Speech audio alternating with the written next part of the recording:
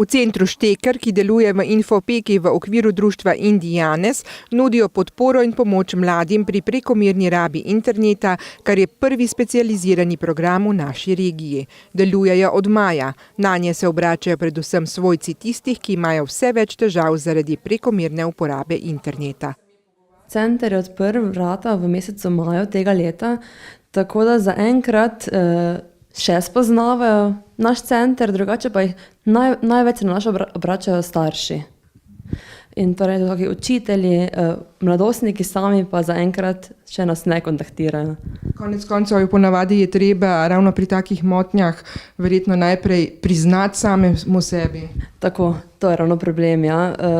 Težko je zaznati, da gre za neko težavo, ker je pač to običajno. Mladostniki preživljajo na internetu vedno več časa in tudi, ko se pogovarjajo z vrstniki, so vsi veliko časa na spletu in se jim to ne zdi nič kaj posebnega, nič kaj spornega. Na centru opažajo, da so dekleta večinoma zasvojena z uporabo družbenih omrežij, fantje pa z igranjem računalniških igric. Ne moremo prav reči, toliko ur, to je preveč. Bolj gre za vedenja, ki spremljajo to. Torej recimo v tem primeru, če govorimo, da je posameznik preživel na internetu toliko časa, da mu zmanjka časa za druge aktivnosti, če recimo laže o času, ki ga preživi na internetu, če izgublja stike z prijatelji, če se prepira s starši, če recimo pride do spremembe ritma spanja. Ja, to so take neke najbolj tipične stvari, ko se potem vidi, da gre za neko zasvojenost.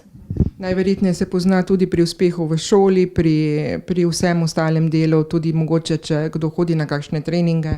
Tako, to je tudi ena taka pomembna stvar. Ja, vidi se, da posameznik nima interesov in opušča hobije, padejo ocene v šoli.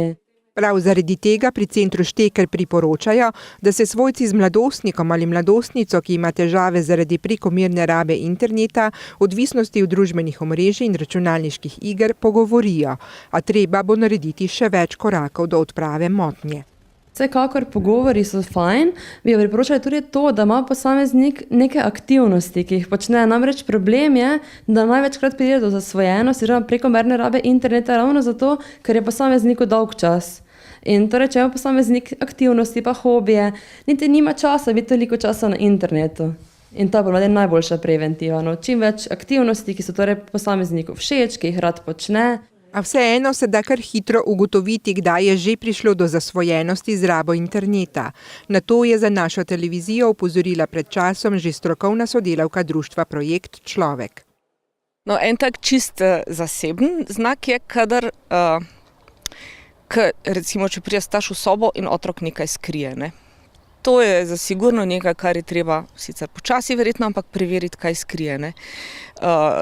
Povezano z zasvojenostjo so določena vedenja in to je prikrivanje, zmanjševanje teže temu, manipuliranje, se pravi laganje in tako dalje. Kadar se pri otroku opazi take vrste vedenja, pa so to prvi znaki, da se nekaj dogaja, kar se ne bi smelo, kar se tudi otrok sam zaveda, da ne, ampak ga očitno toliko vleče.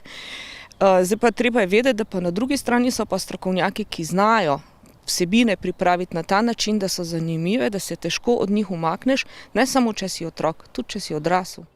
Razlog za zasvojenost z računalniškimi igrami in rabo družbenih omrežij torej ni v tem, da nekdo rad igra igrice, ampak v tem, da imajo posamezniki že težave na različnih življenjskih področjih in številne možnosti za uspeh v igricah, ki mu nato nadomeščajo uspeh v realnem življenju.